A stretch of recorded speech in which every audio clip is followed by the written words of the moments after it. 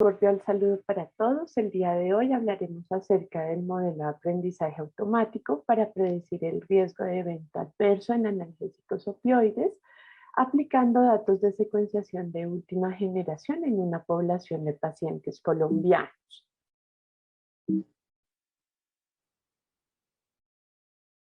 Como agenda, entonces, iniciaremos hablando de una breve introducción. Posteriormente, hablaremos acerca de la identificación del problema, hablaremos algunas generalidades de los medicamentos opioides, hablaremos acerca de la metodología, resultados, discusión y conclusión. Quien presenta, Liana Garzón, bacterióloga, magíster en ciencias con énfasis en genética humana y actualmente candidata a magíster en bioinformática. Y como nuestro siguiente expositor, David Bustos, estudiante de octavo semestre de Ingeniería de Sistemas y Computación, ambos de la Universidad Nacional de Colombia. Como introducción es importante empezar a hablar acerca de la farmacogenómica. La farmacogenómica pues nos va a brindar esa información genética que va a estar muy asociada a la respuesta individual a los medicamentos y para ello pues es indispensable hablar de los polimorfismos genéticos, los cuales sí van a estar muy involucrados en estos dos grandes procesos de farmacocinética y farmacodinamia. Dentro de la farmacocinética tenemos 4 grandes procesos que van a determinar esa acción terapéutica del medicamento. El primero de ellos pues es la absorción y pues va a estar dada desde el momento que tomamos el medicamento como toda la ruta que sigue el medicamento para su modo de acción. Posteriormente la distribución, el metabolismo y por último la excreción. Dentro de la farmacodinamia vamos a ver cómo va a verse afectada por su interacción a nivel de receptores, canales iónicos, enzimas y sistema inmune del paciente. Y acá quiero hacer énfasis a nivel de receptores, ya que muchos genes asociados a la farmacodinamia de los medicamentos pueden presentar variantes genéticas en los sitios de unión de receptores y allí es donde vamos a ver pues eventos adversos asociados al medicamento. Tenemos 4 grandes subgrupos de metabolizadores cuando estamos hablando de farmacogenómica.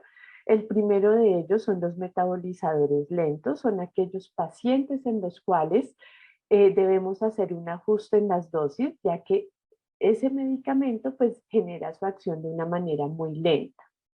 Posteriormente tenemos los metabolizadores intermedios, son aquellos que la respuesta no es normal, pero tampoco es una respuesta del medicamento tan lenta y en los cuales también va a ser necesaria ajustes de dosis para tener los efectos terapéuticos deseados.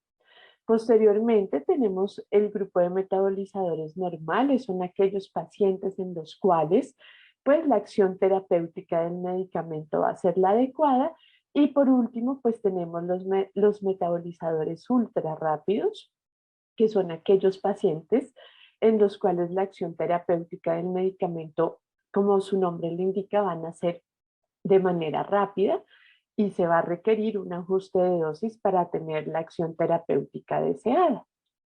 En cuanto a la identificación del problema, digamos que los eventos adversos que se dan a nivel de medicamentos analgésicos opioides en el mundo, pues se ha vuelto un problema de salud pública. En Estados Unidos tienen altas tasas de muerte por sobredosis. La OMS pues indica que casi anualmente se presentan 69.000 muertes a nivel mundial por sobredosis de analgésicos opioides y aproximadamente 15 millones de pacientes a nivel mundial presentan adicción a ellos. Vamos a ver cómo la adicción hace parte de uno de los eventos adversos importantes con estos medicamentos. Para el contexto colombiano, entonces, el último reporte que se hizo es que aproximadamente el 1.07 de la población colombiana hacia 2019 pues ha consumido opioides sin prescripción médica, lo cual pues es un problema delicado. Y hacia 2019 y 2021, a través del CIVIGILA, pues se indica un comportamiento estable en cuanto a presentación de eventos adversos en el país de Colombia. Los fármacos opioides y su asociación con la secuenciación de nueva generación. Entonces aquí es importante hacer la definición de qué es un fármaco opioide. Los fármacos opioides derivan del opio y se utilizan básicamente para el manejo del dolor crónico a moderado.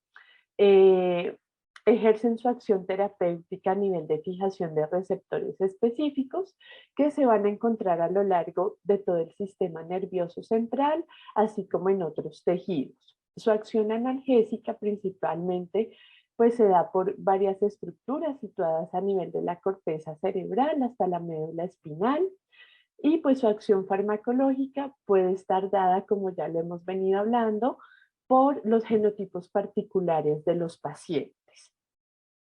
Esta imagen básicamente es para resumir cómo la acción a nivel de estos tres receptores pues es la más importante en los fármacos opioides, a nivel del receptor mu, kappa y delta.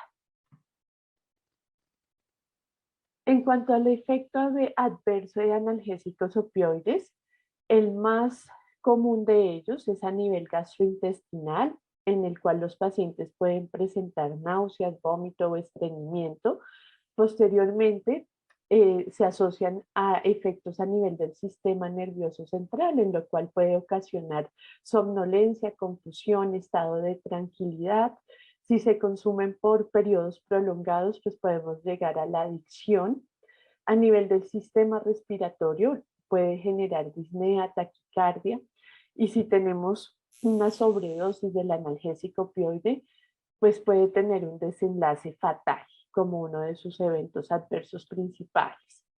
En cuanto a la metodología, nosotros tomamos los datos de 2080 pacientes secuenciados en el laboratorio Genetics. Estos pacientes previamente nos dieron su consentimiento informado para poder utilizar su data genética. Dentro de los criterios de inclusión del estudio y de exclusión, entonces se tuvo en cuenta que fueran pacientes colombianos quienes hubieran dado su consentimiento informado para participar en el estudio, y como criterios de exclusión, aquellos pacientes que no eran colombianos y que no aceptaban participar en el estudio. La data radicó de 2080 BCFs realizados a nivel de exoma completo, y acá quiero hacer la claridad de que estos pacientes no llegaron al laboratorio para hacer el estudio, sino que son pacientes que por el sistema de salud pues llegaron al laboratorio para hacer diagnóstico de diferentes enfermedades genéticas, y pues justamente utilizamos su data con previo consentimiento para la realización de este estudio. Posteriormente tuvimos en cuenta la calidad de la data, el análisis bioinformático, y por último pues aplicamos varios modelos de aprendizaje automático para poder obtener los resultados. En cuanto al análisis bioinformático primario y secundario, entonces recordemos que el análisis bioinformático primario se fundamenta en los archivos FASTQ generados por el secuenciador. Estos pacientes fueron secuenciados en un NextSeq de Illumina, y pues esta tecnología es una secuenciación PAIREN en la cual vamos a tener un FASTQ forward y un FASTQ in reverse. Posteriormente estos datos son subidos a la nube, y por medio de Dragon, que es un agilizador bioinformático exclusivo de Illumina, hacemos la generación de los archivos BAM y BCF dentro del contexto del análisis secundario bioinformático. Posterior a esto, entonces, utilizamos el software open source Intervar, el cual está ligado con la clasificación de criterios de la CMG, y pues este programa internamente por debajo corre otro programa que es Anovar, que también es de código libre. Una vez corremos el programa para estos 2080 BCFs, hacemos una clasificación de variantes quedándonos solamente con aquellas que son clasificadas como de significado incierto y variantes patogénicas o probablemente patogénicas. Posteriormente aplicamos un filtro de genes que están muy asociados a la farmacodinámica y farmacocinética de los analgésicos opioides. Posteriormente, entonces acá quiero mostrarles, este es el panel de genes que empleamos, un total de 39 genes asociados justamente con la acción de 17 medicamentos opioides que son transcriptos en la práctica clínica colombiana. Dentro del análisis bioinformático terciario, entonces tuvimos como uso indispensable la base de datos del PharmaGKB. Acá pues indagamos justamente aquellas variantes clasificadas como patogénicas o de significado incierto. Tuvimos en cuenta la evidencia de publicaciones, la anotación por un anotador adicional que es de Barsom. Este anotador sí necesita pues una licencia y esta anotación nos dio información importante de otras bases de datos a nivel de proteína como son UniProt, a nivel de bases de datos clínicas como son ClinVar, LOBD, HGMD. Y con esto pues también tuvimos un score de predicción in silico de alrededor 12 predictores bioinformáticos. Y por último también nos arrojó información importante a nivel de conservación evolutiva. En cuanto al modelo de aprendizaje automático, entonces inicialmente seleccionamos 2080 BCFs que cumplían todos los parámetros de calidad adecuados para el estudio. Hicimos el filtro por genes asociados a la acción de los analgésicos opioides y con esto generamos el dataset considerando unas variables específicas y un sistema de score basado en la evidencia. Posteriormente hicimos el modelamiento a través de diferentes métodos de aprendizaje automático y por último hicimos la evaluación del modelo. En cuanto a los resultados, voy a hablarles brevemente acerca de los resultados de genotipificación. Entonces, sí encontramos varias variantes asociadas básicamente con la farmacocinética de esos analgésicos opioides. Acá en esta primera tabla, entonces, tenemos la representación del gen, la variante, la clasificación que se da de esta, el medicamento con el cual está asociada la variante y el tipo de efecto que se tiene. Entonces, para esta primera variante, es una variante de significado incierto, la cual puede estar asociada con dos medicamentos, el tapentadol y el desmetiltramadol, ambos asociados al metabolismo y están asociados con tener una menor tasa de sulfatación del medicamento en pacientes que presentan estas variantes.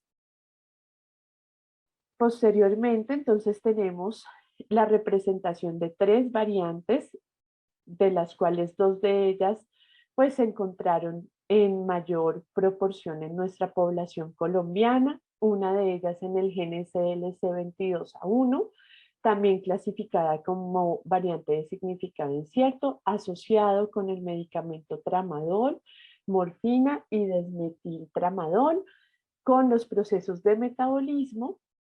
Y acá entonces, por ejemplo, para la primera variante asociada a tramadol, vemos que este cambio a nivel del ADN pues va a generar en los pacientes concentraciones plasmáticas aumentadas del medicamento, con lo cual el paciente que tenga esta variante va a requerir un ajuste de su dosis, teniendo que reducir esa dosis de tramadol para evitar un evento adverso en estos pacientes.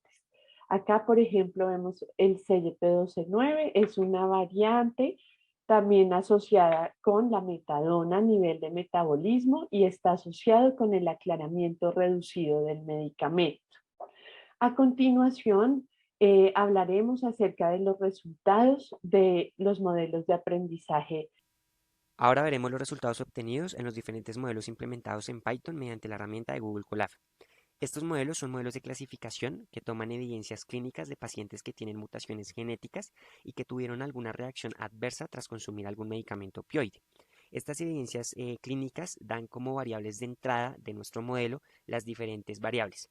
En primer lugar, el cromosoma en el cual se encuentra la mutación, luego la posición cromosomática, luego el alelo wild type o alelo de referencia, luego el alelo alterno, que es el alelo que sustituye al alelo de referencia, luego el gen mutante, y por último, si este alelo wild type o de referencia tiene conservación histórica. Como variables de salida, entonces tenemos un score numérico que nos indica el nivel de riesgo del paciente. 0 sería un riesgo bajo, inexistente, y 5 un riesgo elevado. Eh, para esta primera fase de análisis, entonces nosotros cogemos ese score y lo dividimos en tres diferentes categorías de riesgo. La clase 1 será entonces aquellas variantes genéticas con un score entre 0 y 1.5. La clase 2 de riesgo medio será aquellas variantes genéticas con un score entre 1.5 y 2. Y la clase 3 de riesgo elevado serán aquellas variantes genéticas con un score entre 3 y 5. Luego tomaremos nuestro dataset original y lo dividiremos entre el dataset de entrenamiento, que corresponde al 70%, y el dataset de evaluación o testeo de 30%. La distribución de las clases queda entonces de la siguiente manera. Para la clase 1 de riesgo bajo tenemos 1900 variantes genéticas para entrenamiento y 815 para la evaluación. Para la clase 2 tenemos 50 para entrenamiento y 21 para evaluación. Y para la clase 3 tenemos 9 para entrenamiento y 4 para evaluación. Aquí es importante señalar que hay un claro desbalance de las clases, ¿no? La clase 1 tiene muchísimo mayor número de variantes genéticas que la clase 2 y la clase 3. Sin embargo, este será un tema al que nos veremos enfrentados en las diferentes fases de entrenamiento que veremos a continuación. Por el momento, veamos el resultado de esta primera fase de análisis. Los modelos implementados fueron bosques aleatorios. En primer lugar, se hace uso de una validación cruzada y una grilla de hiperparámetros. Lo que ustedes ven a la derecha es como la mejor combinación de hiperparámetros encontrados. El número de estimadores o árboles en nuestro bosque fue de 150, el máximo número de características fue 70, la máxima profundidad fue de 45 y el criterio el criterio de selección de los árboles fue el de la entropía. El perceptrón multicapa se implementa mediante la librería Skylern y TensorFlow. Skylern y TensorFlow pues ambas usan dos capas ocultas. Para la primera hay 100 neuronas en cada una y para TensorFlow 200. Y de pronto importante mencionar que la tasa de aprendizaje es de 0.05 en Skylern y que en TensorFlow la función de activación de las dos capas ocultas es Lequerrero. Por último, también implementamos un Bayes ingenuo con la librería Skylern, haciendo uso del modelo de Bernoulli. Los resultados son los siguientes. Estas muestran las matrices de confusión que nos indican el número de variantes que fueron clasificadas de manera satisfactoria.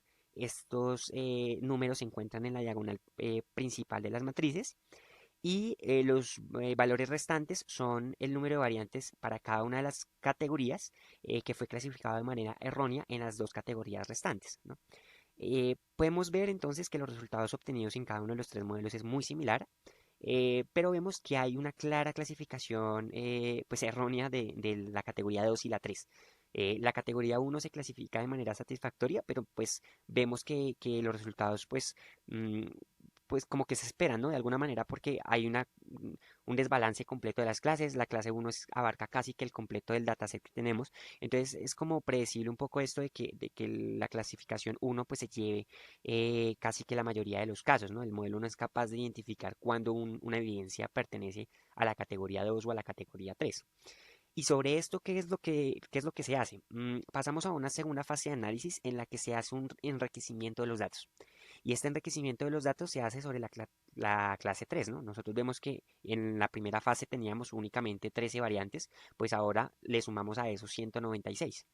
Eh, las diferentes clases pues siguen teniendo como la misma distribución de scores. La 1 pues va entre 0 y 1.5, la 2 va entre 1.5 y 2 y la 3 va entre 3 y 5.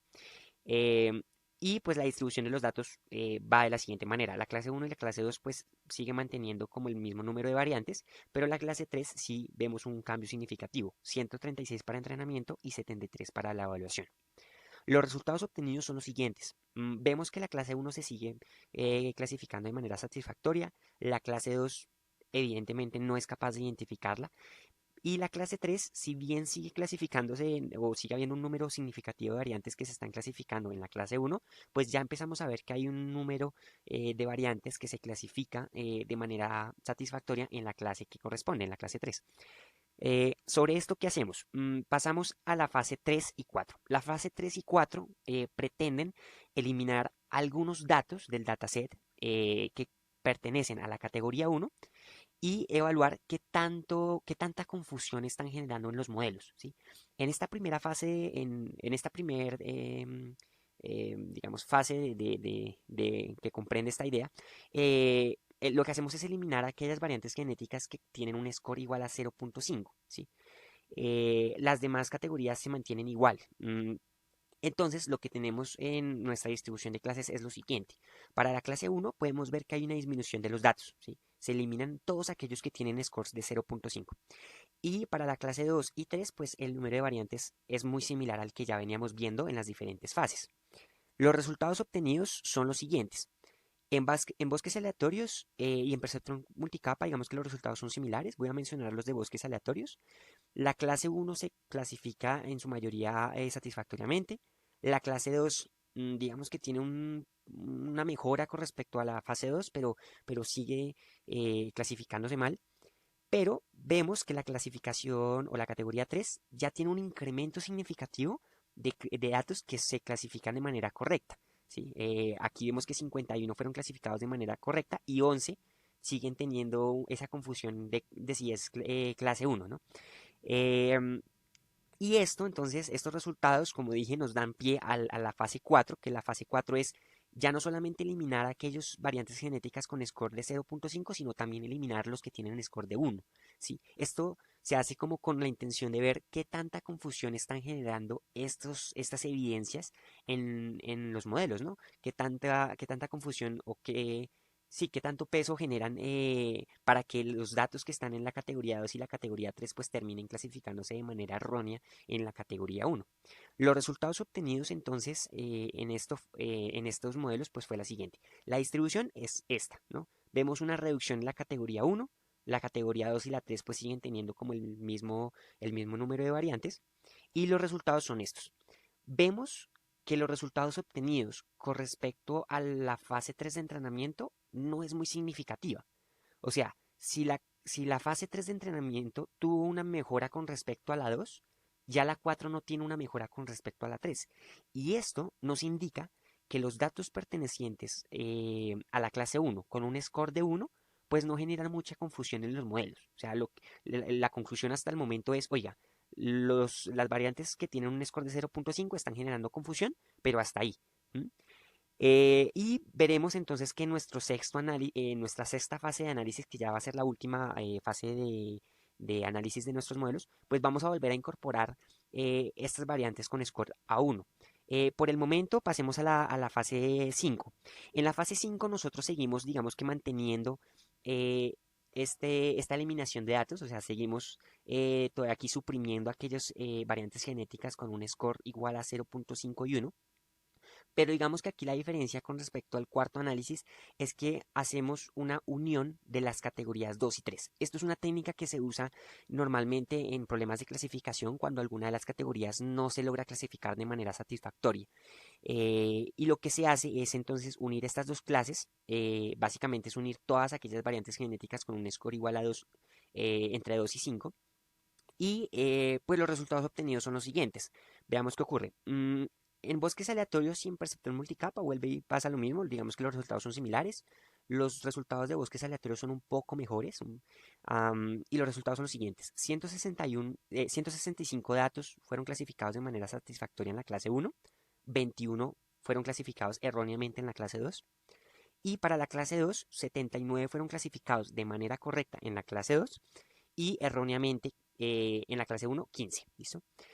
Y listo, tras haber obtenido estos resultados, pues pasamos a la sexta fase de análisis que básicamente pues mantiene esta unión de las clases, pero volvemos a incorporar aquellos variantes genéticas con score igual a 1, o sea, Aquí a la larga únicamente lo que estamos eliminando de nuestro dataset original son aquellos variantes genéticas que tienen un score igual a 0.5, lo que hace que el número de datos reducidos pues ya no sea tan significativo como lo vimos ahorita, sino que ya digamos que sea un poco más fiel al número de datos originales que teníamos.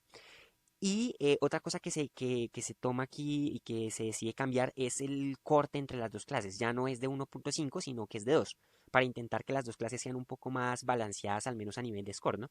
Que ya podamos hablar de un bajo riesgo moderado, sí, un bajo riesgo y en la clase 2 un riesgo moderado alto, ¿sí? Y los resultados obtenidos son los siguientes. En la clase 1 se clasifican de manera satisfactoria 249 evidencias, 12 se clasifican de manera incorrecta, y en la categoría 2, 51 se clasifican de manera correcta y 11 se clasifican de manera incorrecta. Hay una clara mejoría de los resultados obtenidos en las primeras dos fases de entrenamiento.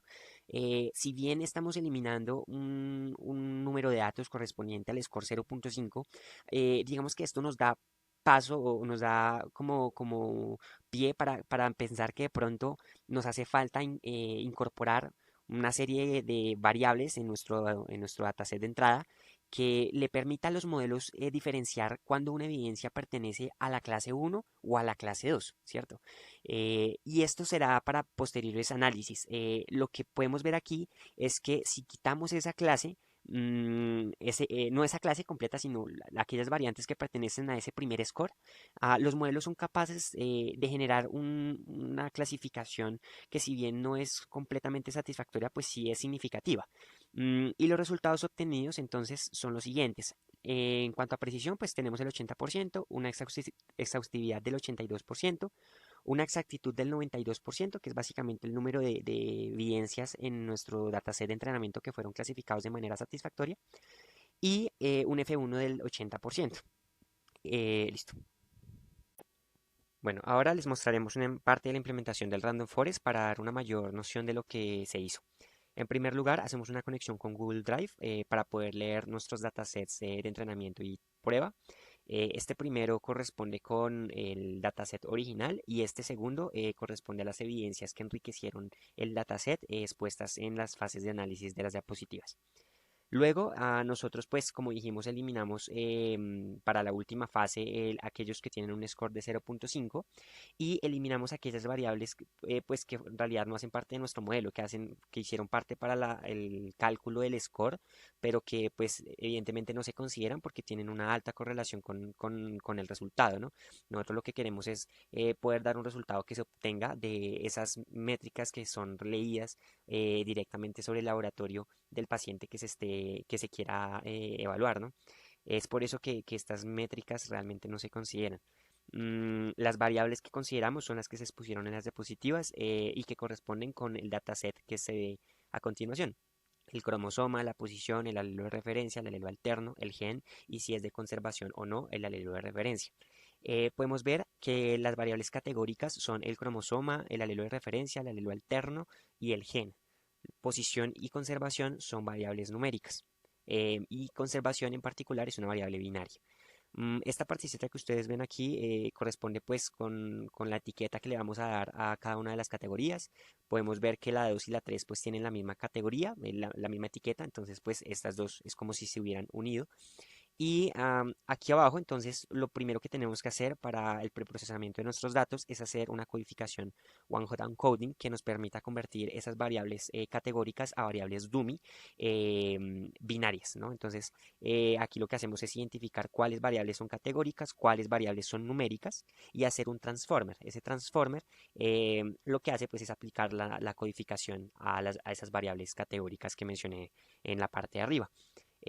Si nosotros vemos cómo queda entonces nuestro data frame con la creación de esas nuevas variables dummy, las variables dummy pues corresponden a estas nuevas variables que se crean por cada una de las categorías que nosotros encontramos en el dataset original, ¿no?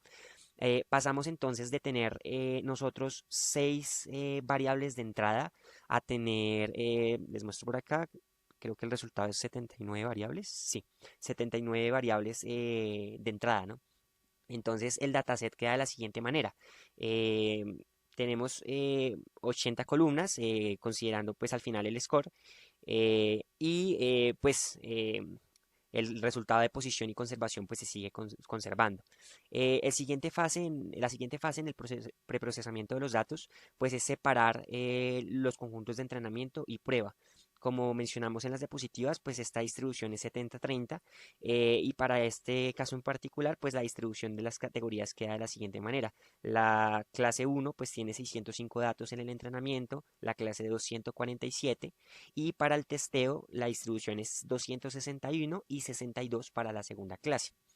El dataset entonces pues lo volvemos aquí a imprimir y bueno, tenemos acá lo siguiente. Lo siguiente viene siendo entonces la estandarización de los datos. Si bien todas las variables terminan siendo binarias por la notación one-hot encoding, hay una variable numérica que aún sigue teniendo valores muy altos que pueden generar ruido o problemas ahí en nuestros modelos de clasificación. Queremos que todos tengan como un peso distribuido. Para esto de la posición, entonces le aplicamos un transformer que es el mid-max scaler, que básicamente lo que hace es convertir todos nuestros valores de posiciones entre números entre 0 y 1, ¿sí? Es básicamente coger cada uno de estos números y dividirlo por la diferencia que existe entre la máxima posición y la mínima posición, ¿sí? Para escalarlos, para jalarlos en el espacio entre 0 y 1.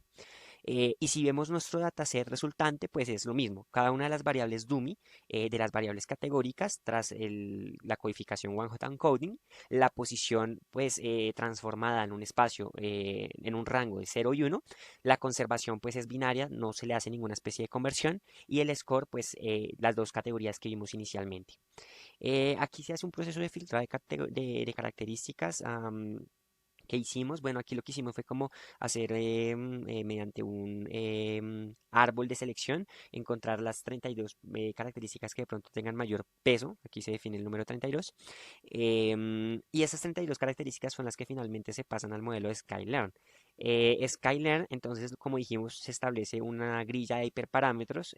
Aquí están pues todas las posibles combinaciones que pueden tomar esos modelos de árboles aleatorios y la mejor combinación resultante pues es la que finalmente se encuentra y es la que finalmente se muestra en la matriz de confusión. Y aquí pues usamos una validación, bueno, mentiras, acá estoy hablando mal. Esta celda que nosotros vemos en nuestro Colab está usando una métrica que se llama Out of Fact Score, que es una métrica que se puede usar en Random Forest. Es ampliamente usada porque digamos que tiene mejores rendimientos en cuanto a la validación cruzada. La validación cruzada es costosa computacionalmente.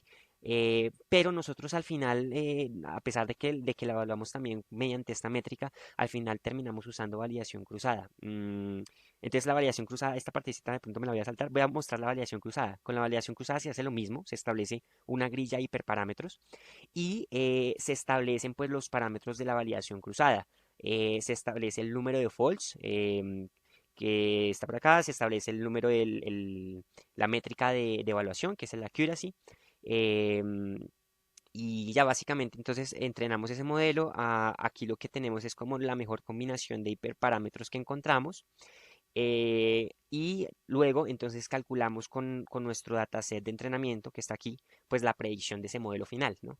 Y imprimimos la matriz de confusión, que fue la matriz que mostramos nosotros en la última diapositiva de la última fase de análisis. Y con una accuracy final del 92.87%. ¿Listo?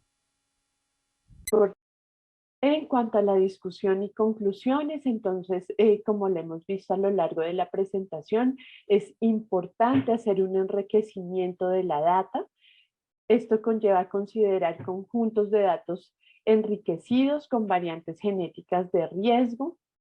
Debemos emplear modelos enfocados al desequilibrio de clases de datos genómicos humanos. Hay uno muy conocido que se llama HyperSmurf, que también es de código abierto, y tener en cuenta el sobremuestreo. Es muy importante cuando tenemos problemas de desequilibrio de clases, pues emplear técnicas de sobremuestreo de minorías sintéticas para poder hacer un ajuste de la data. Posteriormente, en el contexto ómico, pues debemos considerar otras ómicas relacionadas a la causalidad entre la presentación del efecto adverso y la variante genética. Eh, tener una población específica de riesgo. En este caso, pues serían pacientes que previamente hayan presentado eventos adversos ante la administración del analgésico opioide, pues esto nos va a aumentar obviamente la data de las variantes de riesgo de evento adverso, disponer la historia clínica completa de los pacientes para poder hacer asociaciones directas del evento adverso con su historial clínico. En cuanto a las conclusiones, concluimos que se identifican variantes de riesgo en genes asociados a la farmacodinámica y farmacocinética de los analgésicos opioides, que el uso de técnicas de inteligencia computacional y bioinformática pues hacen posible realizar clasificaciones de riesgo del efecto adverso y con esto pues tener una aproximación más cercana de medicina personalizada. Por último, pues que el desequilibrio en las clases genera problemas de clasificación, lo que pues, resulta en la reducción significativa de sensibilidad y precisión de los modelos de aprendizaje automático. Como perspectivas, lo resumimos en 4 grandes grupos. El primero de ellos, pues, aumentar la data con pacientes específicos que hayan presentado efecto adverso ante la administración del analgésico opioide, tener una data más homogénea, tener en cuenta modelos enfocados al desequilibrio de clases en datos genómicos humanos y emplear técnicas de sobremuestreo. Y por último, hacer la inclusión de diferentes ómicas, ampliando el abordaje y número de variables, con lo cual pues vamos a tener un mejor dataset para entrenar el modelo. Quien les habló, Eliana Garzón y David Bustos. Quedamos muy atentos a sus inquietudes y muchas gracias por su atención.